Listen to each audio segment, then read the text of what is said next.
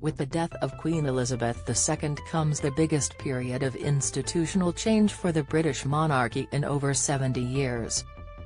It affects every system and hierarchy, from the titles bestowed on members of the royal family, to the job security of loyal members of staff. Here, Newsweek answers a reader's query about what happens to the late Queen's household staff now that she has died and what this means as King Charles III begins his reign. What is the royal household?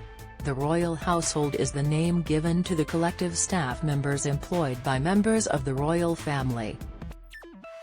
Each senior member of the royal family employs their own individual staff which are grouped under the employment structure of the royal household.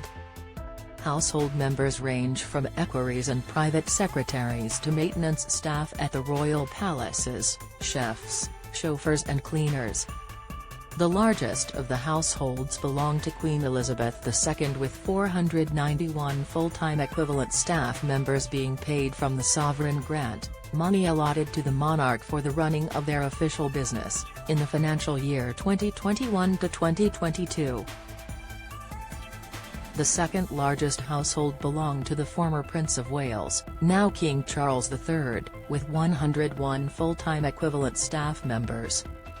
The primary base of the royal household is Buckingham Palace with satellite hubs based in the principal residences of individual members of the royal family. When King Charles was Prince of Wales, his staff were based at St. James Palace and Clarence House. The staff of his son Prince William, now Prince of Wales, is based at Kensington Palace.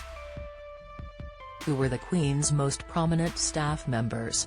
Of the 491 full-time equivalent staff members employed by Queen Elizabeth II's royal household in 2021 to 2022, the largest number were employed within the Master of the Household's department.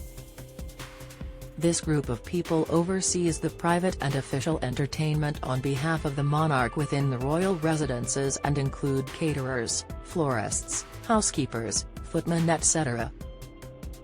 The incumbent Master of the Household at the time of the Queen's death was Vice Admiral Sir Tony Johnston Burt and he oversaw a number of the late monarch's closest staff members.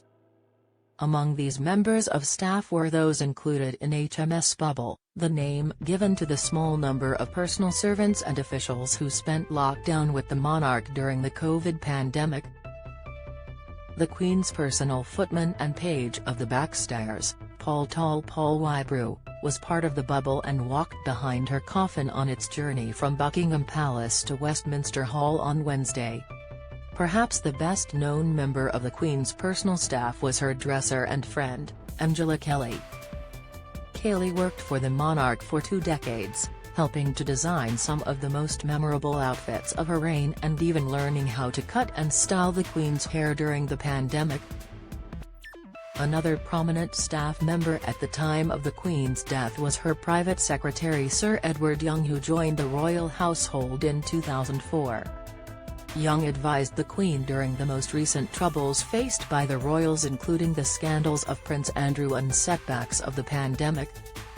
The aide became a figure of public interest in July 2022, during Prince Harry's security lawsuit against the UK government, when the royals' lawyer revealed that Harry had significant tensions with his grandmother's secretary. With the death of the Queen, this group of trusted aides and allies are expected to leave the royal household, though no confirmation on staff changes has yet been given by the palace. What happens to the Queen's staff now? With the death of one monarch and the accession of another, the structure of the royal household faces an overhaul as 2 groups of staff amalgamate.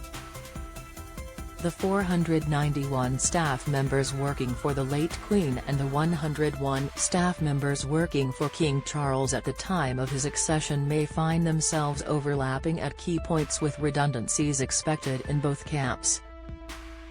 Britain's The Daily Telegraph reported on Monday that while a service of thanksgiving for the life of the Queen was taking place in Scotland, members of Charles' staff were issued with notices of possible redundancies, just 4 days into the new reign. In a letter seen by the newspaper, senior palace courtier Sir Clive Alderton, who works with King Charles, wrote to staff, "The change in role for our principals will also mean change for our household." The portfolio of work previously undertaken in this household supporting the former Prince of Wales' personal interests, former activities and household operations will no longer be carried out, and the household at Clarence House will be closed down, the letter said. It is therefore expected that the need for the posts principally based at Clarence House, whose work supports these areas, will no longer be needed. While Charles therefore is expected to keep a large number of his late mother's staff, there will be many who find themselves without a position. On Thursday, The Times of London reported that members of the Queen's household have entered a 6-month grace period where they will either be kept on and redeployed in other departments by the new king, or they will face redundancy. This, according to the newspaper, is owing to a special clause included in royal household contracts that specifically relates to the death of the head of the monarch. While it is likely that secretaries, housekeepers, chefs, chauffeurs, gardeners etc. will be kept on, some of the Queen's more personal staff may be made redundant or choose to leave the household voluntarily, such as her footmen and dressers. Newsweek contacted Buckingham Palace for comment.